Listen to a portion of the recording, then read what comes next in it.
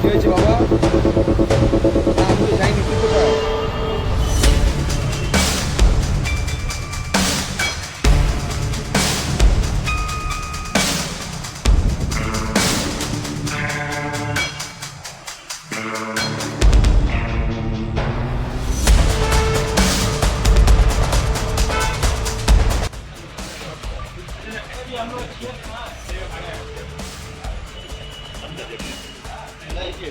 सोच समझ के रखा होगा सब जगह पे सही जगह सही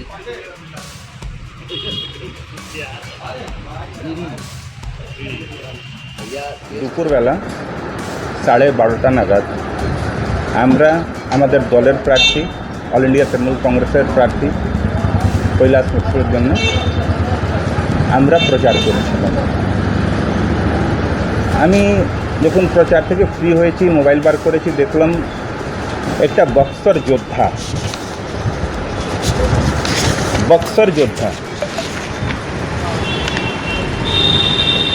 এই পেজ থেকে একটা আমার কাছে ফ্রেন্ড রিকোয়েস্ট আছে, একটা হে বলে লেখা আছে আর 5টে মিস কল। আমি এই অফিসেই বসেছিলাম, 5টে মিস কল। আমি জিজ্ঞেস করলাম, দেখুন আমি জিজ্ঞেস করলাম হ্যাঁ কোন, আবার ফোন আসে আমার কাছে ওই নম্বর থেকে। ওইখান থেকে জিজ্ঞেস করা হয় যে ভীম পান্ডে বল रहे हैं হিন্দিতে। আমি বললাম হ্যাঁ বলছি।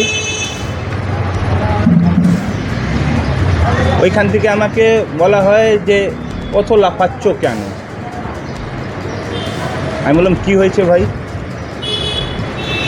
বলল যে যদি ওইখানে পলিটিক্স করতে হয় বিজেপির সঙ্গে থেকে পলিটিক্স করবে, সঞ্জয় সিংকে সাপোর্ট করবে, আর কোনো পার্টিকে সাপোর্ট করলে কিন্তু ভালো হবে না।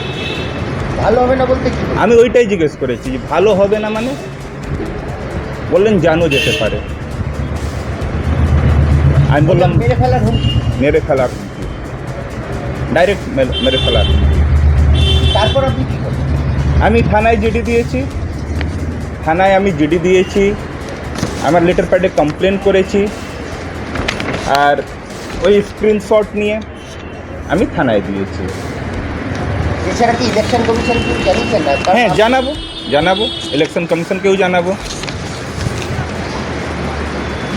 পুলিশ কি বলেছে? পুলিশের কাজ করছে, বলছে আমরা ইনভেস্টিগেশন করছে। কারো কাছে যদি ফোন আসে এইরকম, আতঙ্কে থাকবে না। কি মনে হচ্ছে ফোনের পিছনে মানে মোটিভ কি আছে? মোটিভ তো সোজা ওরা বলছে যে পলিটিক্স করতে গেলে বিজেপির সঙ্গে থেকে পলিটিক্স করতে হবে, না হলে মরতে হবে। মানে কি চমকিয়ে বিজেপি করার হুমকি এইটা। এক কথা কি বলা যেতে পারে টিএমসি করার জন্যই আপনি এটা হুমকিটা পেয়েছেন? এটাও বলতে পারেন আপনি। কোথাও না কোথাও ক্যান্ডিডেট তো কৈলাস মিশ্রা, আপনার কাছে ফোন এলো, মেইন আপনার সাথে কি সঞ্জয় সিংয়ের কিছু আছে?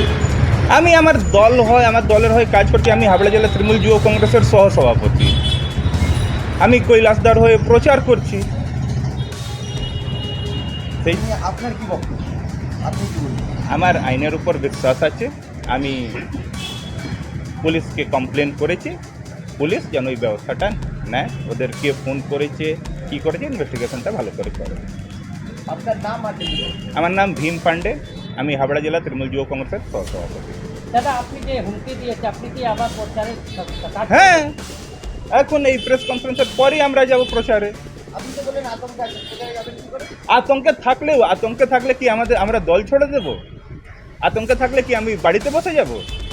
ওরা ওদের কাজ করেছে, আমি আমার কাজটা করছি।